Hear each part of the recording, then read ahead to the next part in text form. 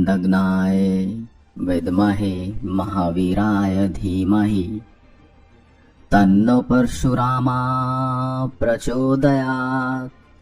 यह था परशुराम गायत्री श्लोक। इस श्लोक से आप समझ ही गए होंगे कि हम किसकी बात करने वाले हैं। नमस्कार।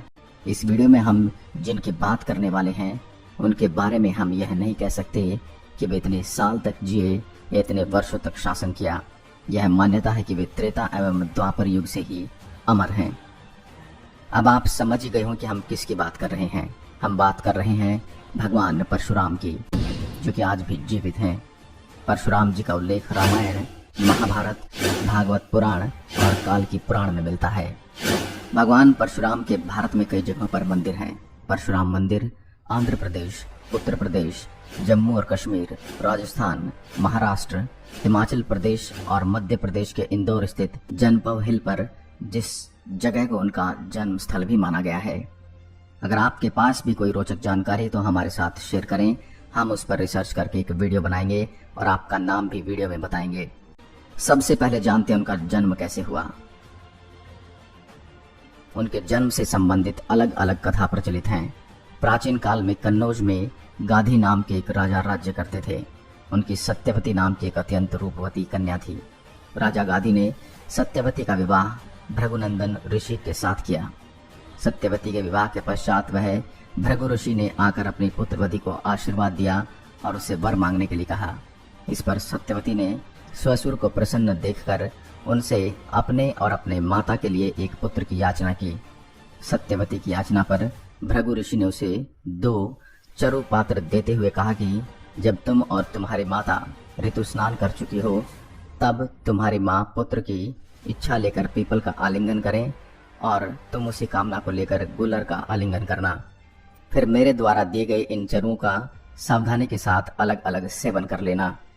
इधर जब सत्यवती की माँ ने देखा कि भृगु ने अपने पुत्रवधु को उत्तम संतान होने का चरु दिया है तो उसने अपने चरु को अपनी पुत्री के चरु के साथ बदल दिया। इस प्रकार सत्यवती ने अपने माता वाले चरु का सेवन कर लिया। योग शक्ति से भृगु को इस बात का ज्ञान हो गया और वे अपनी पुत्रवधु के पास आकर बोले कि पुत्री, तुम्हारी माता ने तुम्हारे साथ छल करके तुम्हारे चरु का सेवन कर लिया है, इसलिए अब तुम्हारी संतान ब्राह्मण होते हुए भी क्षत्रिय जैसा आचरण करेगी और तुम्हारी माता की संतान क्षत्रिय होकर भी ब्राह्मण जैसा आचरण करेगी। इस पर सत्यवती ने भृगु से विनती की कि आप आशीर्वाद दें कि मेरा पुत्र ब्राह्मण का ही आचरण करे, भले ही मेरा पौत्र क्षत्रिय जैसा आचरण करे। भृगु ने प्रसन्न होकर उसकी विनती स्वीकार कर ली। समय आने पर सत्यवती के गर्भ से जमदाग्नि का जन्म हुआ। जमदाग्नि अत्यंत तेजस्वी थे। बड़े होने पर उनका विवाह प्रसेनजित की कन्या रेणुका से हुआ।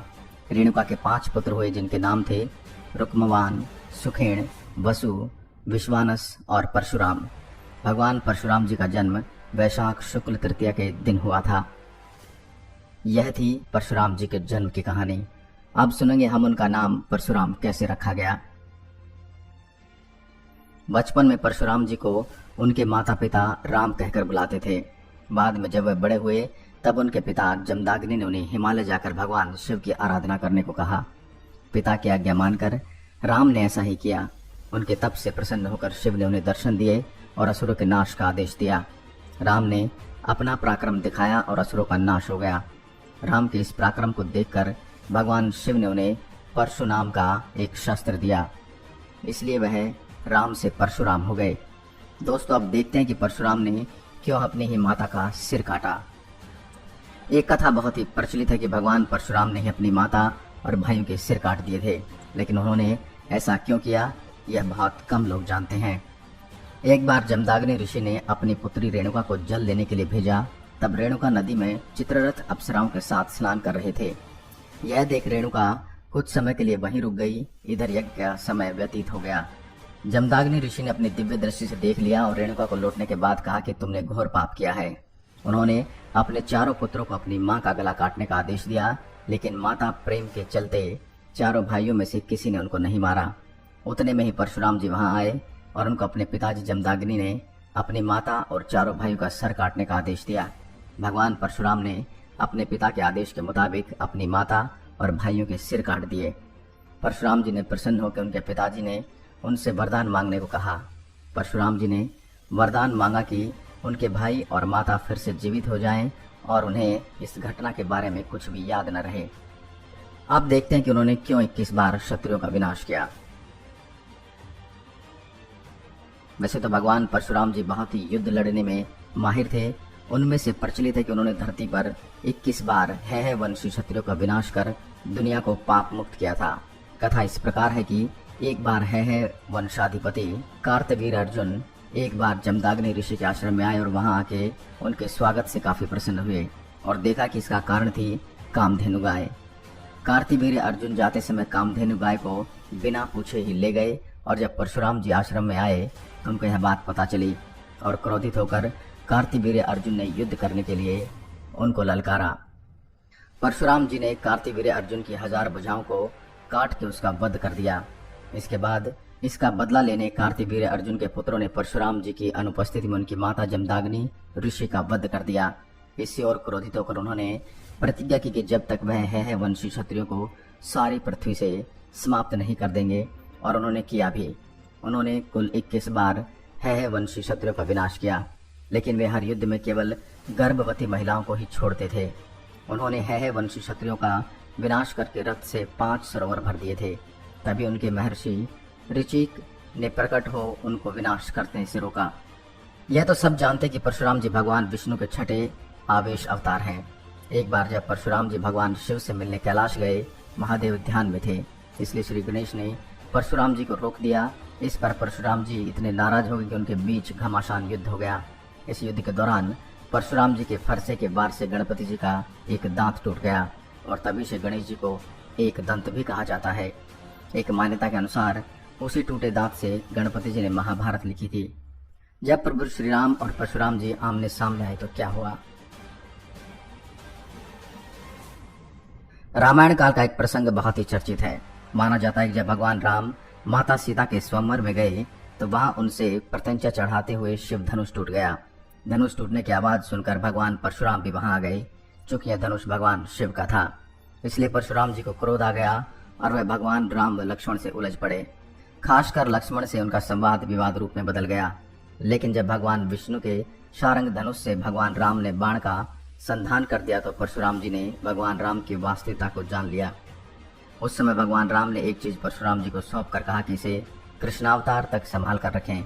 भगवान राम ने परशुराम जी को अपना सुदर्शन चक्र सौंपा था। कृष्ण अवतार के समय जब भगवान श्री कृष्ण ने गुरु संदीपनी के यहाँ शिक्षा ग्रहण की, तब परशुराम जी ने आकर श्री कृष्ण को सुदर्शन चक्र सौंपा था।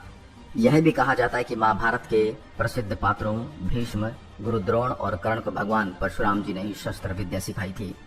जब परशुराम जी अपने जीवन भर की कमाई ब्राह्मणों को दान कर रहे थे, तब द्रोणाचार्य उनके पास पहुंचे। तब तक वे सब कुछ दान कर चुके थे। तब परशुराम ने दया भाव से द्रोणाचार्य से कोई भी अस्त्र शस्त्र चुनने के लिए कहा। तब चतुर द्रोणाचार्य ने कहा कि मैं आपके सभी अस्त्र शस्त्र उनके मंत्रों सहित चाहता हूँ, ताकि जब भी उनकी आवश्यकता हो तब उसका प्रयोग किया जा सके। परशुराम जी ने कहा एवं अस्तु, अर्थात ऐसा ही हो। इससे द्रोणाचार्य शास्त्र विद्या में निपुण हो गए। दानवीर कर्ण भी परशुराम जी के ही शिष्य थे, क्योंकि परशुराम केवल ब्राह्मणों को ही शस्त्र प्रशिक्षण देते थे। लेकिन कर्ण को पता नहीं था कि वह एक सूत पुत्र था, ब्राह्मण नहीं, या फिर उनकी हकीकत में वह एक क्षत्रिय थे। जब परशुराम जी को यह पता चला तब उन्होंने कर्ण को श्राप दिया कि जब जरूरत पड़ेगी तब वह सारा शस्त्र ज्ञान भूल जाएगा। इसलिए कर्ण अर्जुन के सामने हार गए थे। अंत में उन्होंने अश्वमेघ यज्ञ किया और सप्तद्वीप युक्त पृथ्वी को महर्षि कश्यप को दान कर दिया। इसके बाद परशुराम जी गिरिश्रेष्ठ महेंद्र पर्वत पर चले गए। महेंद्र पर्वत हाल के ओडिशा राज्य में है और कहा जाता है कि भगवान परशुराम आज भी यहीं पर हैं। भारत में कई जगहों पर भगवान परशुराम के मंदिर हैं, जैसे कि परशुराम मंदिर आंध्र प्रदेश, उत्तर प्रदेश, जम्मू और कश्मीर, राजस्थान, महाराष्ट्र, हिमाचल प्रदेश और मध्य प्रदेश के इंदौर में जनपव हिल, जिसे उनका जन्म स्थल भी माना जाता है। कल्कि पुराण के अनुसार परशुराम भगवान विष्णु के 10वें अवतार कल्कि के गुरु होंगे और उन्हें युद्ध की शिक्षा देंगे। वे ही कल्कि को भगवान शिव की तपस्या करके उनके दिव्यास्त्र को प्राप्त करने के लिए कहेंगे। तो यह रोचक जानकारी थी भगवान परशुराम के बारे में। आज की वीडियो में बस इतना ही। मैं मिलता हूं आपसे एक और नए और अद्भुत किस्से के साथ। अगर आपके पास भी कोई ऐसी जानकारी तो हमारे साथ शेयर करें, हम उस पर रिसर्च करके एक वीडियो बनाएंगे और आपका नाम भी बताएंगे। तब तक के लिए नमस्कार, जय हिंद, जय भारत।